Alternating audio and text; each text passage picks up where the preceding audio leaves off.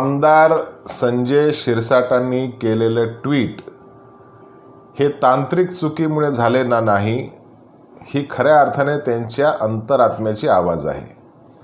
आणि त्यांचीच नव्हे तर मला वाटतं की बंड करणाऱ्या बहुतेक आमदारांना आपण काहीतरी चूक केली असं वाटायला लागलेलं आहे.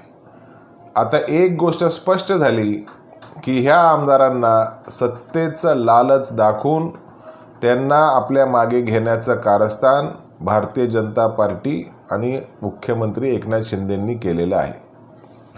काल केलेलं ट्विट तात्काळ रद्द करून आज ते तांत्रिक चुकीमुळे झालं असं बोलत असताना श्री संजय शिरसाट यांच्या चेहऱ्यावरचे भाव आणि त्यांची देहबोली अनेक काही गोष्टी बोलून गेली.